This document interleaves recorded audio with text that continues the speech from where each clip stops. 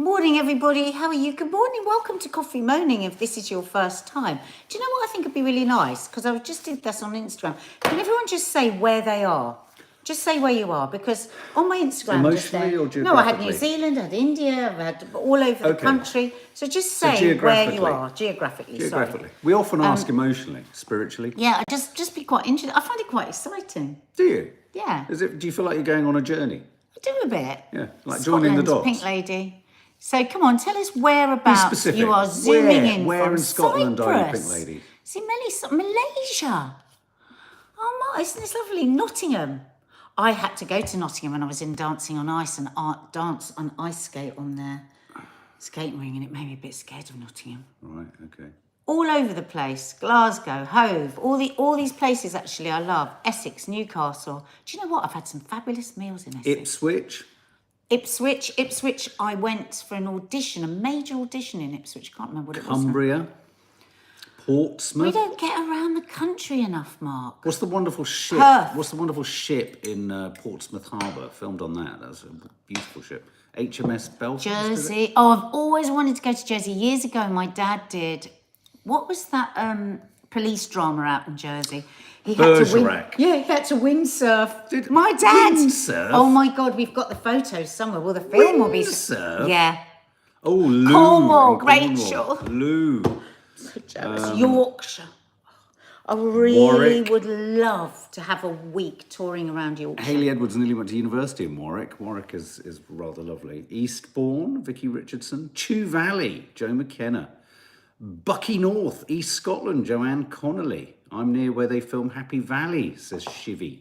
Do you know what we haven't seen one of yet? What is not one we've seen? What? London. Oh, yeah. Not a single Anyone London. here in London? Why am I getting so high pitched? East Grinstead. You know, this closer. is what Kay and I always talk about regarding television. East Sussex, Pixie Pickle. It's so London-centric, isn't it? It's so London-centric, television. Faith Goodman, North London. And diversity is many things. It should also be diversity around the country. Zavil Sikta, Dennis Grimwood, you did say London. London. London. Dennis. Pam PMS 76, I'm in London. County Cork Island, Helen McNichols. Can I just say right here, County Cork? Tootin', Zoe. I think the idea that a county is named after a cork, or a cork, maybe a cork is named after the county. It always sounds so nice, County Cork. Doesn't it? I think I've been to... Where was it I filmed John Hurt's brother? I think it was... Was it Cork? Yeah, I think it was, yeah. You can't move that, can you, that message? Because it will touch the screen, because I find it really distracting. Right. So, are you happy with your journey around the country? Yeah, that was really nice. Thank you. Deborah I really Holdsworth is in South Croydon. Ah, are you a curly cook? Are you a curly cook? Are you a curly cook? If you want to follow my sister, who's the other curly cook, she's at the Dina Sawalha. No, at Dina Sawalha. Margot says it's not. At Dina Sawalha on Instagram. And she does great recipes. If you're enjoying her recipes on a Saturday, she does great recipes all week. So follow her there. If you ever straighten your hairs, we should call you the Straight Chefs of Streatham. We should do it one day, shouldn't we? We should have it blow-dried Chefs of Streatham. Maybe what we should do is have one side blowed straight and one side all curly. Yeah, and turn round and alternate. You could be 4 presenters all in one. Jackie Bellino's Oh, Jackie, I didn't know you were a Londoner. I don't know why. I thought you were from up north. So, good morning, everyone. Good morning, everyone. I love that Jackie Bellino has stayed with us all this time, because actually Jackie Bellino and us have very different politics. Don't we, Jackie? It's true, actually. Yeah, it's true. And we love that. We love people to be here with us that don't always agree with us. Well, it's just about being, just sharing stuff. There's a difference between disagreement, having different opinions, and being rude. And that's the only thing that, people... We love people to disagree with us. It's good. It's good for the brain. If you're always just listening to what you think, then you become a very stupid person. Anyway, I found out what a new word means today. Formulary. What does it mean? It's just waiting. I thought you were going to tell me. No, it wasn't. Formulary, it was on your Menopause doctor feed. Formulary is a list of medications. List of medications? Yeah, of appropriate medications. So when she says she's frustrated that the government has resisted doctors creating a formulary of HRT medications, it means they're not being allowed to develop a sort of list of what the appropriate available HRT Right. medications are because they can't freaking access it. Right. Yeah. So, Okay. there you go. Welcome. Somebody's here from Egypt. Everyone's telling me there was somebody here from Egypt. Oh! Welcome. You're not far from my mum and dad who are in Jordan at the moment. It's just across the way, isn't it? Oh, Elton, Teresa Lockwood. Hire a camper van and tour the UK, Faith Goodman. We, you know what? We so desperately want to do that for a vlog. Yeah, we are. And we also thought it'd be great because it'd be a great way of meeting people. So hold your horses. Hold your Never camper know. van. We might just be doing that. Park up. Boop, boop, boop, boop. Anyway, that's annoying. So what do you want to talk about first, Nads? Raging teenagers or menopause? Can I just say something? Let's do the menopause, because there's a long delay between me saying things and you responding. So I don't You know what it is? I'm reading a lot of Yeah, comments no, I know. today. Sorry. Sorry. It's really strange. I think you've got to stop asking me things. I'm not going to ask you anything. Talk to them. I am. I have been all morning because I'm getting nothing from you. So menopause. I'm going to put something contentious on the table. Are we at a point, should we ever be at a point, can we ever be at a point where we're talking about the menopause too much? Oh my God. This is so... See, I find these... It's a good question. No, It's I'm a really not- good question. Yeah. This is what I think. I think if you're not interested in the menopause, then don't listen and don't read. Right. I think we've been in the dark ages for a very long time. Loose Women were the first people on television to talk about the menopause, and that was, how long has Sally been there? 7 years ago. Yeah. Before that, we weren't allowed to talk about the menopause on television. Since then, there's been lots of really good books. When you say not allowed, It just was like, no, nobody wants to hear about the menopause. Oh, okay. So it's run by men. indirectly It's run by inferred. men, Sure, you know. sure. So then, and obviously there's been amazing work done by so many people. And then, of course, Davina has given a massive shot in the arm, great books, great documentaries. She's so committed. She sticks with things, every Monday she puts that on. And there is still so much to learn, and there's still so much work to be done. And 50% of the population will have the menopause. And we know, because the research has been done, that the menopause can impact people in many different ways. Osteoporosis, heart problems, Alzheimer's, all these different things that we need estrogen for. So to ignore the fact that if we can help women earlier, we will reduce these diseases. Why is that not financially, apart from anything else, incredibly viable? Also, we know that there is a massive brain drain within all kinds of businesses because women feel misunderstood, embarrassed, ashamed by what their body or their mind, a lot of me, it was my mind. I got a lot of help with sweats and all of that through homeopathy, but my mind, I remember being on Lorraine and not being able to speak, being totally frozen with what it was I was trying to say and thinking, I can't ever do live television again. Potentially going to leave a job I loved, not knowing that it was down to my menopause. So as far as I'm concerned, and the fact that we always get so many comments after this, I'll get loads of messages. Every time we do it on Loose Women, we're overwhelmed with people writing in and a new symptom, a new light bulb moment. No. And I think if the men went through the menopause in the same way Faith that men Goodman would, just said this question would never be asked. I just need to check something. I think we're having a little bit of a stagger with our Wi-Fi. It's all good. Sorry about that. And the problem is that I'm really upset with the internal female misogyny on this, because there are a lot of people that have been brought up in a generation that says you just put up and you get on. Why do women have to put up and get on? Why do we have to? Who made that up in the beginning? Well, it's interesting the fatigue that comes in with it. I was living a half life. But it's interesting you should say that, because my nan probably would have said that. And I think there is a generation, and younger people sort of say, just get on with it and all that. It's just, but I do think that are you suggesting that people who think that are indirectly kind of, They're speaking for the establishment without knowing is it it. patriarchy and all that kind of stuff, Yeah. kind of deciding that's what women should do. Women should have a stiff upper lip, they should cope and all that. Yeah, it is Listen, odd. if there's any men now listening that says, right, I'm out of here for this conversation, Yeah. let me tell you this. You are going to have women in your life, whether that's within your family, whether that's at work, whether that's when you get the bus in the morning. There are going to be women in your life that will be impacted. It's on a wide spectrum. Obviously, some people it's extreme, so extreme.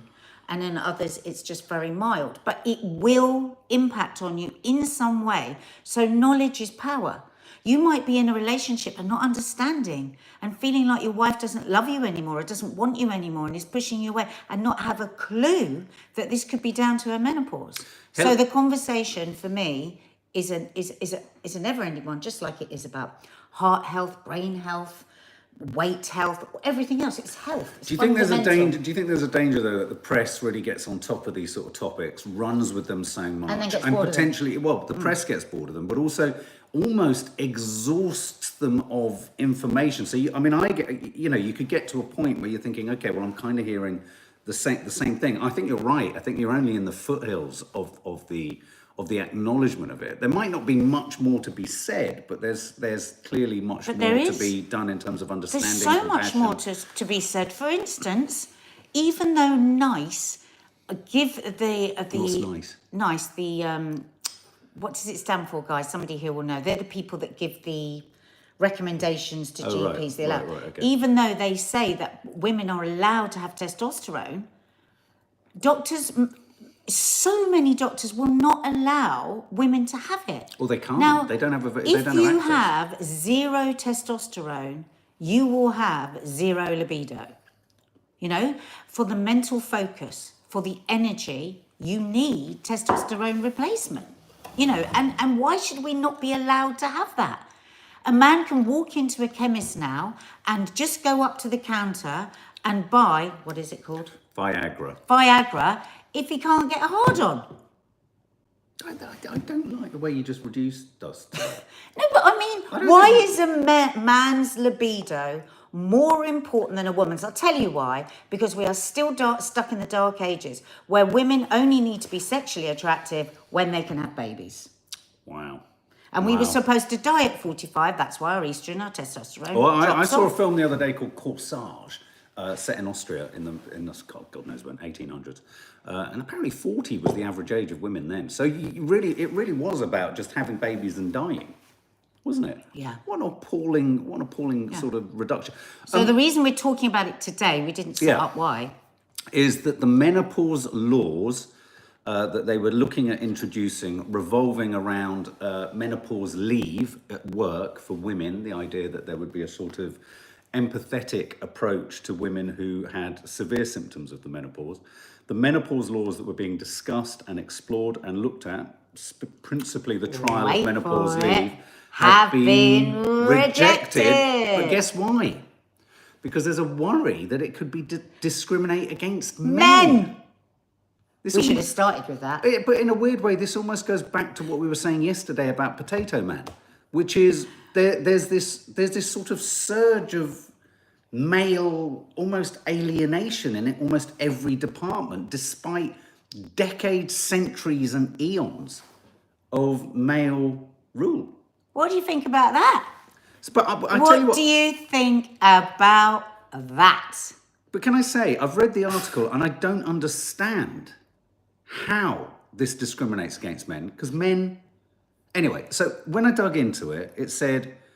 Of course, the menopause doctor, my doctor, the one that you see all the time on television, is outraged. Yeah, So yet again, women have been let down. But this is what... Okay, why was it rejected? Why was this potential trial for menopausal leave rejected? Okay, the government was concerned about discrimination against men, as we've said. It suggested that women who experience substantial and longer-term menopausal effects should already be protected from workplace discrimination, underage, sex, and discrimination laws. However, it believes that making menopause a specific characteristic would inadvertently create new forms of discrimination discrimination risks towards men suffering long-term medical conditions. It doesn't It's a man's make world, any sense. it's a man's world. Do you remember that tune? So right, Anne. Listen, just from my menopause doctor, I literally don't understand. Follow her on Instagram, but she says here, it is ironic, she says a lot about this, but she said, I love this bit. It is ironic that the government's response has been published on the same day as the 2021 Global Women's Health Index, which shows women's healthcare in the UK is lagging behind most other Western countries, including the USA, France, Germany, etc. Where is the great in Great Britain? Why are we lagging behind with bloody everything? But can I say, I mean, I get quite literal. I like to problem solve. It literally makes no sense. How does this discriminate against I don't men? understand how it discriminates. How? Or specifically men with long-term illnesses. But it's Men like with saying you long-term illness- can't have time off if you've got cancer, because what about somebody that might have... But I why- don't know, but some other disease. It's literally ridiculous. But I don't understand. If there's discrimination prior to this law being run through because of women with menopausal symptoms that they can't do anything about, that's discriminatory. And yet to introduce Nicky the White, good leave is point. somehow discriminatory against men with long-term illnesses, hang on, who presumably with long-term illnesses will have some sort of allowances from their employer for that. Literally, it doesn't make any sense. Jane Grimsey says, read that out, Mark. Never In stop answer to your talking, as question. so many women still not aware of symptoms Exactly. and help available. We assume, as we see and hear it all the time now on many platforms, that everyone must know now, but they don't. And you know, the other thing is that, like I say, we always get people messaging in, and I mean, every day somebody says to me, can you do a live on menopause? I'm still not sure, and all of this. It's going to take a very long time to get this educated. Thank God now it's being done in schools, but to educate. And Weird. it's so, It's so weird. Laurel Nichols says, I feel like it's becoming more and more like The Handmaid's Tale. Yeah. How could... Amy May, it's like when my friend said she doesn't believe in feminism because people in Africa don't have food. Yeah, it's as crazy as that. Kate Farragher, think I'm in perimenopause and spoke to a female doctor who was supposed to be best person to discuss with and was told to take evening primrose oil. No, right, okay. Please follow it's at menopause _ doctor. Follow her because she gives all the information. Go to her website, download her free app, which will help you track all sorts of things. And the good thing about her website is as well, it will tell you exactly how to approach your doctors and ask for what is your right to have. And also follow Davina, of course, because Davina does so many brilliant lives. She did a brilliant live a few months ago with a endocrinologist who also had breast cancer, who can't take HRT. Because we always have to be mindful, some people can't take it. And so she did a really good live on all the things that you can do if you can't take HRT. But if you were told 10 years ago you can't take HRT, you might have been given old advice. So make sure you get good advice from a menopause specialist. Someone in the Telegraph says, Judith Woods, journalist, says, I'm glad menopause leave has been rejected. Women are more than the sum of our hormones. Well, that's what I mean about the internal misogyny. What the fuck is she talking about? I mean, that is thick to me. That's really, really thick, because of course we are more than our hormones. She says that the principle should be about empowerment, not exceptionalism. But that's a man talking. You've told me that's a woman, but for me that's a man talking. She doesn't realise she's a victim of her own sexism. Right. Okay. All right. Well, there you go. That is a point, Faith. I'm worried about companies not wanting to employ middle-aged women because of the menopause. Well, you know what? They're going to be in real trouble because they don't want to employ women of childbearing age as well. So they will be up shit creek if they start thinking like that, because they won't have any women. Okay, so a story came out of America this morning, which upon first reading, you think, well, what's the bloody relationship to us? Because of course it pivots around gun crime, but it does connect. Stick to with us, it does. It does connect to something that I was talking to one of my girls about the other day. Pandemic blamed for surging killing sprees in America by American teenagers. These are statistics that show that since 2020. Killings committed by teenagers rose by 30%. Now, obviously, we're talking about a country, any American followers here, a country where your gun laws are incredibly bizarre to the rest of the world. So it's not surprising. I mean, every year there's something like, we were researching a documentary into this, every year there's something like 360 or more shootings by toddlers. Yeah. By toddlers. I saw a stat Many yesterday, accidental, but some not. and it was something like this. In the last 248 days, there's been 349 mass shootings in America. Yeah, no, the More mass than days. is here. It's quite an astonishing number. At least 70 people have been killed and 167 wounded in what are called mass shootings in America in 2023. We haven't even got to the end of January. 70 people. A mass shooting is considered 4 people dead or more. So this statistic shows that, as I say, there's been a 30% increase compared with 12 months ago, and that teenage homicides have also gone up dramatically too. And this is being kind of associated to the pandemic and a sort of growing rage and fury and frustration and an inability to express anger amongst teenagers. And then I sort of flipped this, and I was talking to Nads about this, and I was saying, it's really curious. I was talking to Kiki about this, and she was saying, what the hell is going on? She said, our teachers are telling us, and this isn't a criticism of teachers, because I think teachers have been told to say this.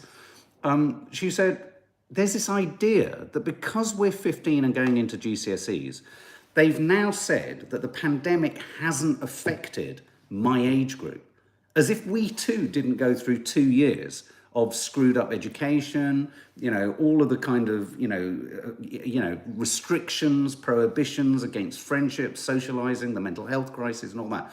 There's now an edict in schools that it's normal again. So all the grades are going to be judged at the same level as if it hasn't happened.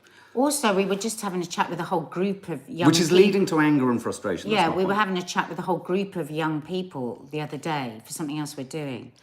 And it was just fascinating listening to the stories of what it's like in so many classrooms at the moment. So many anger issues with kids. Oh, yeah. So many kids on antidepressants. Children, teachers completely overwhelmed. And, also from our just experience with talking to friends and how they're teenagers, there's a lot of suppressed anger in kids. And in fact, I think that in ourselves as well. You scratch the surface, there's a lot of anger, isn't there? We're all talking about when you go out and the way that people are with each other, there's no customer service anymore as everybody loses their temper so much quicker. Because we went through something massive.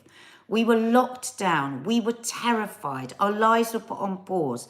Everyone was stretched financially, we were terrified of the future. Those kids were too. And for us to not acknowledge that, and for the system to not acknowledge that, I don't know how many of you might have kids going through GCSEs. It's really, really stressful. But a massive resentment because is building they're in amongst classes younger where there's a lot of generations. children that are very fucking angry and acting out their anger, and also coming home and stomping up the stairs and just like, I think all parents are spending a lot of time trying to work out what the hell's going on with their teenagers at the moment. And also in London, I mean, as you know, there's a constant sort of ticking up of kind of teenage and young adult crime as well. Pink Lady, bloody hell, it's affected them more. Older people didn't have their education and future destroyed, on top of all else, health, etc. The thing that really frustrates me is the idea, this completely ludicrous idea, that in the effort and attempt to pretend COVID didn't happen, that we just say to a generation of 15-year-olds, 16-year-olds, back to normal. We're back to the normal kind of criteria for judgment, back to the same grading system and all that. I think everyone that was alive, there should be some graduated sense going back through the years of acknowledging that there was a disruption, not just to what they learned, but to their frames of mind and their mental health in terms of what they thought the future would hold for them. There were times back there where we were lying in bed thinking, this is catastrophic, there isn't going to be a future. Now, kids will have thought that too, and it just And also, they drives me do nuts. get so much stuff through Snapchat about the news. So every time there's a scare story that you might catch your eye, our kids have fed those scare stories as well. They all have in the back of their mind, what's the next big thing? You know, war in Russia, Europe, you know, we really, this Ukraine being described, because it's within Europe, that they hear that. They've got in the back of their mind, there could be a war that came right to our shores. Terrified about the world just about to implode because of global warming and a pandemic. And we wonder why they're angry. Well, You know? And they're being told, make sure you get your maths GCSE, and make sure it's a lot. And it's a lot for us as parents. Yeah, and I would say, so if you know young adults in your family, with friends or whatever, and there is that sort of behavioural tick, I mean, obviously there are boundaries, and in America, killing is one end of its, But there's somebody, I missed the name here, that said that their son was stabbed. Really? Is that, I just saw something. So I think we should read out some of these comments, because people are really Too engaged. much world news is also readily available to children of all ages, says Laura Lou. When we were kids, we didn't know half of the news that kids... You're right, exactly, Laura. there was only a 6 p.m. bulletin, Exactly. wasn't there? And we never listened to it. And our Mrs. parents never shared anything with us about anything. Mrs. Sadie C, they have so much pressure and have been through a lot. Jacqueline Clements, he is fine, just worried last night they would come to the house. He reported and police were great. So was it you, Clements? was it you, Jacqueline? Yeah. Was it your son? Oh my God. So sorry to Now hear. imagine that for him and for you. I mean, how do you get rid of that fear? And that fear he could act out that fear in lots of ways down the line, couldn't he? You know, with what's that website that we love for children and Young Minds UK. That might be a good place for you to contact and for him to contact. Pam PMS 76, I saw this go up earlier, I wanted to read it. My daughter is 11 and comes home from school saying girls are fighting every day. Same with young people we talk to. Yeah. It's just scary. And you know, it's really interesting because, as I say, we were talking to a big group of young children the other day because we wanted to get all these different sort of what's going on for them. And, you know, you hear them talking about, oh, there's this girl, she goes completely mad, there's this, da-da. And you think, meanwhile, you're just trying to get on with your work. And I really feel for these children that are raging, but in every sense, it's untenable. Yeah. For the child that isn't raging, for the teacher who's trying to control them, for the child that is raging because they've obviously got huge stuff going on in them or at home or whatever. It's just... And it's never addressed. No. We never hear anything about this. No, from but the the government. part of it that I think is breeding resentment is the idea, is this rush and this fake narrative of almost gaslighting an entire generation into not being allowed to think that what they went through too in any way informs them. And, you know, I was talking to Coop, she was very clear about it, very articulate. She's saying, there is a resentment amongst my peer group that feels like there is no acknowledgement, zero acknowledgement of the fact that this has affected much younger kids who are now coming through the system. Just because it's now X months, years back past, they're assumed to just jump back on the conveyor belt at the point it was at prior, which they weren't at. So there's that enormous leap they have to make. Well, I spoke to a teacher a few months ago, actually, from one of the girls' schools, and she was absolutely of this thinking. She said it's just unbearable. They are not, this year 11 or what they year 12, are not being given any leeway for what they've gone through, and it is going to impact. And the other thing to remember is all of you guys Sylvia, with awful. all of these really articulate, considered, caring kind of comments about teenagers. Let's think of those teenagers who have no one in their life That understands. providing any kind of moral boundaries or behavioural boundaries. They have few role models and all that. Not their fault. One fragrance at a time. I feel sorry for every youngster, even the ones that are badly behaved. They're all hurting in some way and have no one to talk to. We have to remember that teens are very impressionable. Exactly. Which again, in a weird way, goes back to Potato Man and why there's possibly that sort of move towards these things. Because people are all looking for some meaning of some form. So, you know. I feel quite upset. Yeah. I actually it's feel tough. really upset. It's tough for youngsters. But you are a lovely lot. Yeah. And it's like Mark says, you know, it's just so hard when you think of those kids that aren't getting any understanding or any talking to or any listening to. I mean, you know, the girls come home here and we set aside time to listen. It's like, do you want to talk now? And we talk about their day. In fact, there was somebody was trolling the other day after a loose woman I'd been saying, or when I talked to my girls and they were saying, does that Nadia Sawalha, how does that Nadia Sawalha ever do anything else? No wonder ours is such a mess. All she ever does is talk to her kids. And I thought, God, do you know what? You think you've insulted me? That's a huge compliment to me. We're going to have a messier house and talk to the kids If I come across as somebody that talks to my kids all the time, wow, top mama. Yeah, exactly. It's funny what people Isn't believe. It funny that it's funny what some people want from life. But isn't that funny that somebody would see that as an insult? Yeah. Oh, well, there you go. Anyway. Soulless. On this note, which possibly adds to this sense of where youngsters feel. I mean, I'm not entirely sure if they know what the Doomsday Clock. Oh, God, do we have to talk about this? I don't want to talk about The Doomsday Clock has moved 10 seconds closer to midnight as the Ukrainian war rages. The Doomsday Clock is this sort of clock that many specialists and scientists around the world contribute to. They look at how close we are to global catastrophe, and apparently it's moved 10 seconds closer. The reason I thought this is important because this is a sort of manifestation of that sense of constriction and pressure and worry and fear. You know, to just say it's not there, it is there. And it's not only there for youngsters and in the clickbait news stations and all that, it's also there with scientists. So they are living in an incredibly jangly world, as we all are. So the idea that, you know, why would they express themselves with rage when they are at a young age where expressing their emotions is incredibly difficult? And we only have to think of Kevin and Perry to know that traditionally teenagers are always erring on the side of sort of stroppiness and all that kind of stuff. So, you know, it's a powder keg. It's a powder keg. Ellen just said, oh, you're lucky your girls talk to you. One of mine just won't. It takes well, hard you know work. what? Do you know what? We have periods of time where we are beside ourselves, where we get to bed and we can't sleep at night because we just feel like we can't get through to them.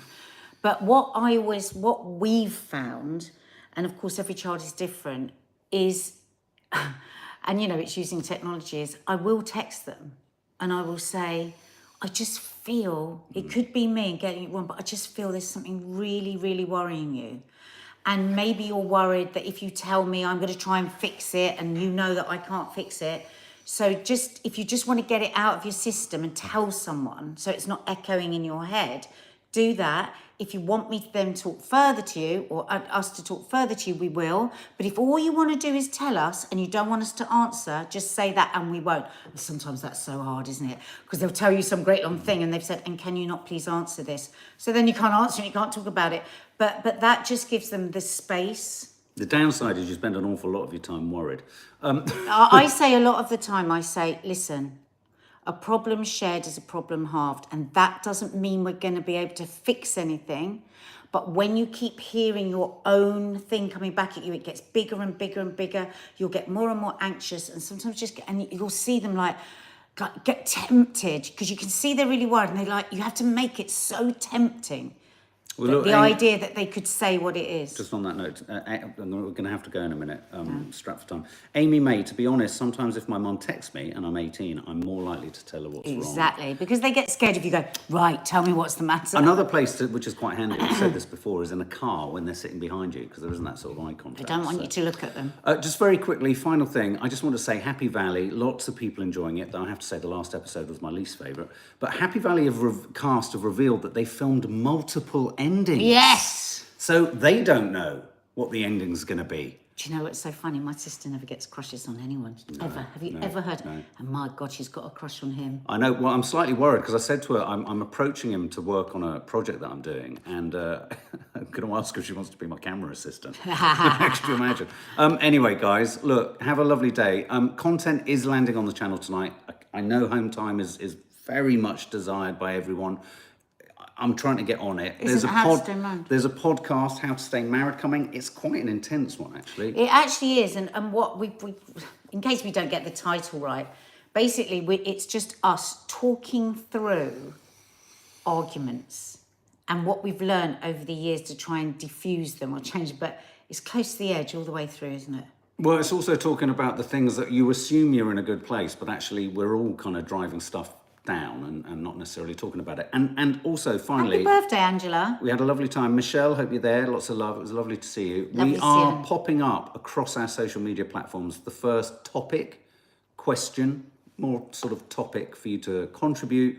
And as I For say, agony. the agony aunt and uncle is not about imparting advice, but it is about like the best solution to most mental health is to share with others your experiences so that connections, and you look for the connections, classic 12-step recovery thing, listen for the similarities, not the differences. And that's where it's going to be kind of... So it's going to be called The Agony Aunt and Uncle, and think of it like a problem page in a magazine, and we'll just share our experience. We are not psychologists, we are not experts in anything. It's just like, we want you to think of like, oh, I'm going to ask my Auntie Nadja. I'm going to ask my Uncle Mark. But remember, there's going to be a sort of holding page for those comments. If you want to be anonymous, please specify in capital letters say anonymous. anonymous. It's really important.